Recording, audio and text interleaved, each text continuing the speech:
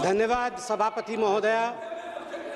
आपको मैं वंदे मातरम से आज अभिनंदन करता हूं और सभागृह में मौजूद सभी सांसदों को, यहाँ ना पक्ष है न विपक्ष है, यहाँ सभी भारतीय बैठे हैं, सभी मेरे बंधुओं को वंदे मातरम।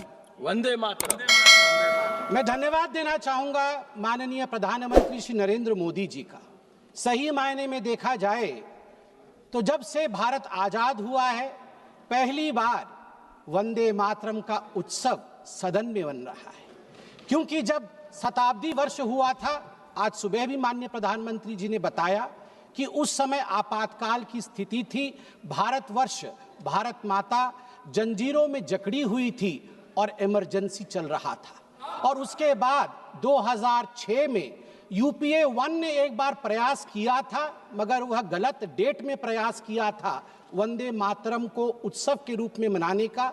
तो सही मायने में देखा जाए तो आज का दिन पहली बार हिंदुस्तान, आजाद हिंदुस्तान के सदन के सभागृह में समगच्छध्वं संवदध्वं संभो मना, अर्थात सभी एक साथ, एक मन के साथ, एक आवाज में एक साथ चलते हुए वंदे मातरम का उत्सव मना रहे हैं।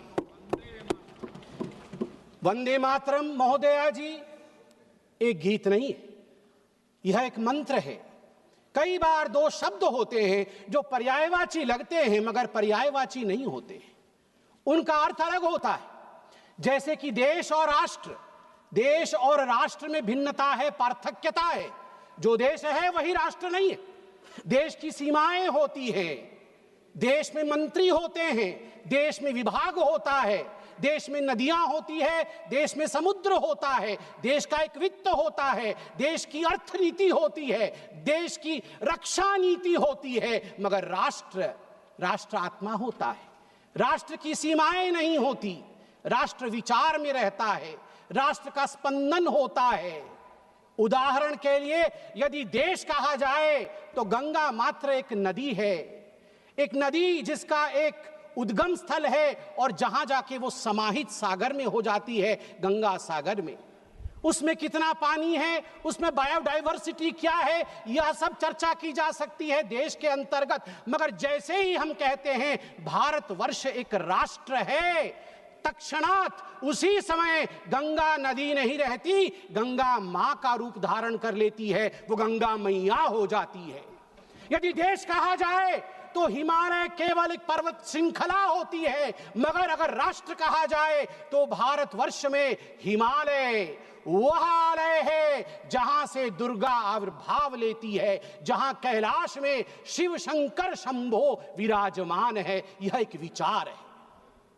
ठीक उसी प्रकार जिस प्रकार देश और राष्ट्र में पार्थक्यता है, गीत और मंत्र में पार्थक्यता है। गीत शरीर को स्पर्श करती है, गीत कर्णप्रिय हो सकती है, गीत की एक कालावधि होती है, किंतु मंत्र अक्षय होता है, मंत्र अनंत होता है, मंत्र आत्मा को स्पर्श करती है, जैसे वंदे मातरम आत्मा को स्पर्श करती है। और अभी बांसुरी जी ने भी बताया और सभी ने बताया, 7 नवंबर 1875 को जब वंदे मातरम लिखा गया, वह तिथि थी अक्षय नवमी की, जिसको आंवला नवमी भी कहते हैं। और ये कार्तिक पूर्णिमा से कुछ दिन पहले यह जो विशेष दिन है, यह वंदे मातरम को अक्षय बनाता है। मैं आनंद मठ जिस पुस्तक में, जिस उपन्यास में वंदे मातरम निहित है, उसे पढ़ा हूं। मैं उसका वह एक पन्ना पढ़ना चाहता हूं, मूल स्वरूप में जहां वंदे मातरम लिखा गया है। मैं बंगाली में ही पढ़ूंगा इसे, मूल स्वरूप में। महेंद्र बोलील, ए तो देश, ए तो मा नई। भवानंद बोलील, आमरा अन्य मा मानी ना। जननी जन्मभूमिश्च स्वर्गादपि गरीयसे। आमरा बोली जन्मभूमि जननी, आमादेर मा नई, बाप नई, भाई नई, बंधु नई, स्त्री नई, पुत्र नई, घर नई, बाड़ी नई, आमादेर आछे केवल सेई सुजलां सुफलां मलयज शीतलां शस्य श्यामला। তখন বুঝিয়া মহেন্দ্র বলিল তবে आभार गाओ। महेंद्र ने समझ लिया और उन्हें कहा अच्छा भवानंद फिर से एक बार गा के मुझे सुनाओ। भवानंद आभार गाइल सुजलां सुफलां मलयज शीतलां शस्य श्यामलां मातरं Vande Mataram. This is the way it was sung for the first time in Desh Rag in आनंद मठ। आनंद मठ में ये इस पंक्ति में कहते हैं भवानंद कि हमारी पत्नी नहीं है, हमारा पुत्र नहीं है, कोई हमारी माता नहीं है, कोई हमारा पिता नहीं है, मेरा घर नहीं है, मेरा कोई संसार नहीं है, मेरी एक ही जननी है, वह है वंदे मातरम सुजलांग सुफलांग। भारत माँ ही तो मेरी माँ है। और मुझे दुख के साथ कहना पड़ रहा है आज हम उस पर चर्चा कर रहे हैं, उस पर आज हम चिंता कर रहे हैं। मैं आज जो तुष्टीकरण की राजनीति के विषय में बात हुई, यहां कुछ संसद के सदस्यों ने विषय को रखा और उसे तोड़ने मरोड़ने की भी कोशिश की गई। कहा गया कि सुभाष चंद्र बोस जी ने चिट्ठी लिखा था जवाहरलाल नेहरू जी को, जिसके आधार पर नेहरू जी ने स्पष्टीकरण दिया था। मैं कहना चाहूंगा कि सुभाष चंद्र बोस जी ने चिट्ठी नेहरू जी को इसलिए लिखा था क्योंकि CWC कांग्रेस वर्किंग कमेटी की जो मीटिंग कलकत्ता में अक्टूबर 1937 में होने वाली थी 26 तारीख को, उससे पहले 9 अक्टूबर को उसका एजेंडा आया था। एजेंडे में लिखा हुआ था कि CWC इस बार तय करेगी कि वंदे मातरम का क्या करना है, रखना है या विसर्जित कर देना है। सुभाष चंद्र बोस तड़प उठे थे। तड़पते हुए उन्होंने क्या लिखा था मैं पढ़ना चाहूंगा। मैं ये किताब पढ़ रहा हूं, Vande Mataram the biography of a song, सभ्यसाची भट्टाचार्य। और इस किताब में लिखा है, while writing to you, Subhash Chandra Bose लिख रहे हैं, while writing to you I also plan to write to Jawaharlal ji, ये टैगोर जी को लिख रहे हैं। Discussions are ongoing in the Congress circles on the subject of Vande Mataram. On 26th October 1937, Congress Working Committee at their meeting in Calcutta will address the issue. Perhaps the committee will decide to discard the song. I do not know your opinion in this matter, and that is why I write to you. In Bengal and among Hindu outside of Bengal, great excitement has been caused, and I write to you to know what you feel. ये सुभाष जी ने लिखा।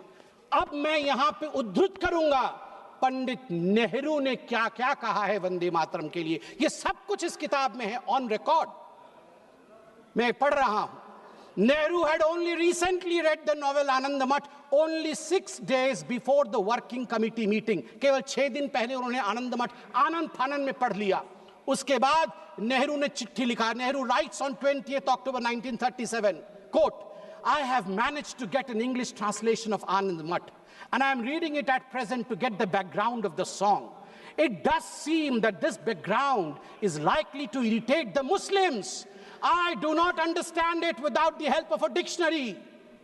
आप चिंता करिए, नेहरू देश के प्रथम प्रधानमंत्री आनंद मठ जैसे महान किताब को, बंकिम ऋषि बंकिम के उस महान ग्रंथ को आनंद फानन में 6 दिन पहले पढ़ रहे थे CWC, ताकि वंदे मातरम को विसर्जित करना है या रखना है इसका निर्णय वो ले सके। आप सोच के देखिए ये किस प्रकार की धृष्टता थी भारतवर्ष के साथ। और नेहरू जी कहते हैं मैं तो डिक्शनरी के बगैर वंदे मातरम समझ भी नहीं सकता हूं। एलओपी का भी वही हाल है, एलओपी का भी वही हाल है, तभी आज वो अदालत है। बिना डिक्शनरी के ये वंदे मातरम क्या है समझ भी नहीं सकते हैं। धन्यवाद है माननीय प्रधानमंत्री जी का, आज मौका दिया है। कुछ लोग घर में डिक्शनरी पढ़ पढ़ के आके भाषण तो किया है उन्होंने, वरना अभी तक वंदे मातरम का अर्थ भी नहीं समझ में आता। आगे नेहरू जी क्या कहते हैं मैं आपको पढ़ के सुनाऊंगा। नेहरू जी के सब कुछ कहने के बाद कांग्रेस वर्किंग कमेटी की मीटिंग होती है। रिजोल्यूशन मेरे हाथ में है इस किताब में। कांग्रेस वर्किंग कमेटी की जो रिजोल्यूशन है वंदे मातरम को लेके, उसमें बहुत कुछ है, मैं कुछ पोर्शन पढ़ रहा हूं। The other stanzas of the song are little known and hardly ever sung. They contain certain allusions and a religious ideology which may not be in keeping with the ideology of other religious groups in India. The committee recognizes the validity of the objections raised by the Muslim friends to certain parts of the song. While the committee have taken the note of such objections, insofar as it has intrinsic value, the committee wishes to point out that the modern evolution of the use of song as part of national life is of infinitely greater importance. That, मैं आगे पढ़ता हूँ इसमें से, taking all things into consideration, therefore, the committee recommended that whether the Vande Mataram is sung at national gatherings, only the first two stanzas should be sung with perfect freedom to organizers to sing any other song of an unobjectionable character. मतलब उनके मन में था कि Vande Mataram objectionable है और organisers के ऊपर छोड़ दिया गया कि आप कोई और गाना भी गा सकते हैं जो कि अनऑब्जेक्शनेबल नहीं है। बार बार आप देखिए नेहरू जी का क्या कहना है। नेहरू जी चिट्ठी लिखते हैं सरदार जाफरी को। Nehru told Sardar Jafri that the song contains too many difficult words which people do not understand and the ideas it contains, मैं रिपीट कर रहा हूं, इसे ध्यान से सुना जाए।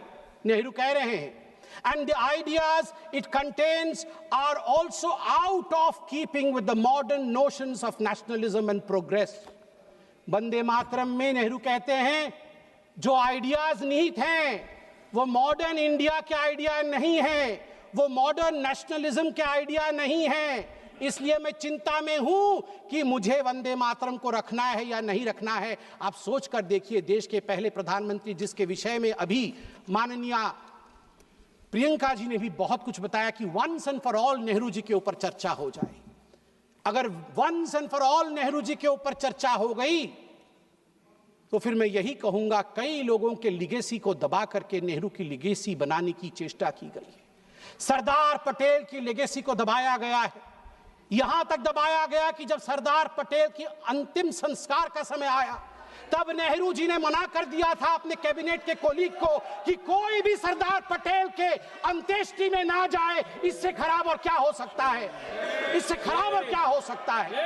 केवल सरदार पटेल नहीं, बंगाल सुने आज और ओडिशा भी सुने, क्योंकि सुभाष चंद्र बोस ओडिशा के भी बेटे हैं और बंगाल के भी बेटे हैं। सुभाष चंद्र बोस के लेगेसी को कांग्रेस पार्टी और नेहरू ने दबाया और आज प्रियंका जी ने कहा कि अहंकार हो गया है इन नेताओं में, अहंकार हो गया है जो इतने बड़े बड़े लोगों के लिए ऐसे शब्दों का प्रयोग करते हैं। मैं कहना चाहूंगा आदरणीय प्रियंका जी से, प्रियंका जी अहंकार किसके पास था, किस सरकार में था? एनसीईआरटी के 2012 के हिस्ट्री के किताब में देखिए, वो जो कार्टून है जिस कार्टून में एक केंचुए के ऊपर बाबा साहेब अंबेडकर बैठे हुए हैं, केंचुए में लिखा हुआ है कॉन्स्टिट्यूशन ऑफ इंडिया और पीछे हंटर लेके बाबा साहेब को कोड़े मार रहे हैं पंडित जवाहरलाल नेहरू। ये एनसीईआरटी के किताब में नेहरू को बड़ा और बाबा साहेब अंबेडकर को छोटा दिखाने के लिए कांग्रेस पार्टी ने किया था। और ये हिम्मत है कि कहते हैं कि हम अहंकारी है। बाबा साहेब अंबेडकर को जो कोड़े मारने के कार्टून को एनसीईआरटी के किताब में छाप सकता है, मैं उनसे पूछता हूं कि आप अहंकारी हैं या हम अहंकारी हैं। तीसरा विषय यहां पर मैं रखना चाहूंगा कि आज in a cartoon also you cannot insult Baba Saheb Ambedkar. I'm sorry that you feel that we can insult Baba Saheb Ambedkar. In a cartoon also you cannot. आज मैं कोट करना चाहूंगा श्री अरविंदो को, श्री अरविंदो जी को कोट करना चाहूंगा। महर्षि अरविंद कहते हैं जब उनसे उनके शिष्य ने पूछा कि कांग्रेस पार्टी ने कई पैराग्राफ हटा दिए, केवल 2 स्टैंजा ही रखा है, दुर्गा नाम था उसमें, सरस्वती जी का वर्णन था इसलिए हटा दिया गया। तो अरविंदो जी 1939 में झन्ना जाते हैं और अपने शिष्य को कहते हैं, मैं कोट कर रहा हूं, अंग्रेजी में ही कहा था, अंग्रेजी में बोलता हूं। Sir Aurobindo commented, but it is not a religious song. It is a national song, and the Durga spoken of is India as the mother.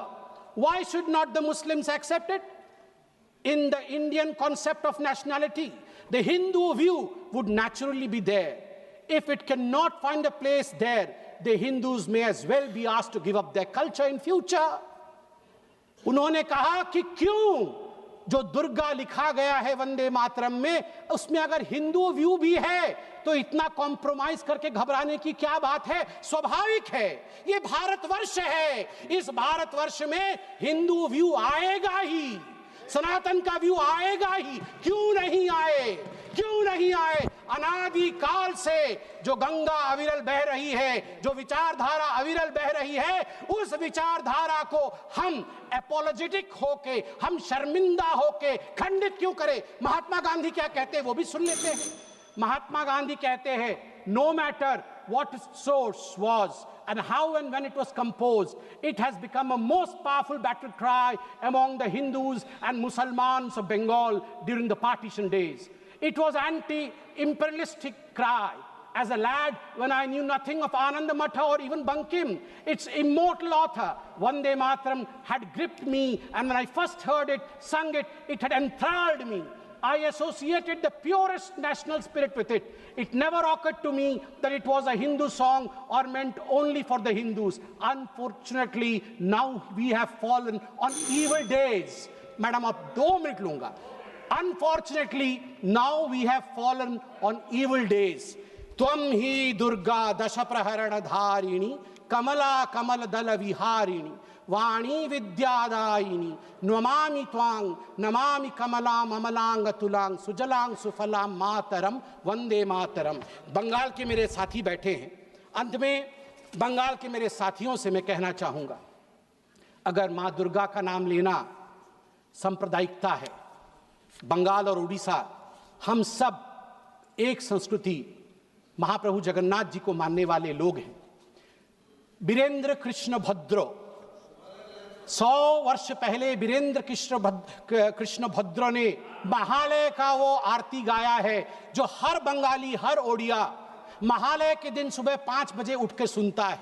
उसमें बीरेंद्र कृष्ण भद्र कहते हैं, त्वं स्वाहा त्वं स्वधा त्वं हि वषट्कार स्वरात्मिका स्वधा त्वं शरे नित्ये त्रिधा मात्रामिका स्थिता अर्धमात्रा स्थिता नित्या यानुचर्या विशेषतः त्वमेव संध्या सावित्री त्वं देवी जननी परा। हे माँ, तू ही जननी है। क्या बंगाल दुर्गा को जननी कहने से डरेगी? क्या बंगाल की टीएमसी, क्या ममता बनर्जी जिन्ना के आगे झुकेगी? मैं पूछता हूं, दुर्गा के आगे झुकना है या जिन्ना के आगे झुकना है? यह निर्णय टीएमसी करे। बहुत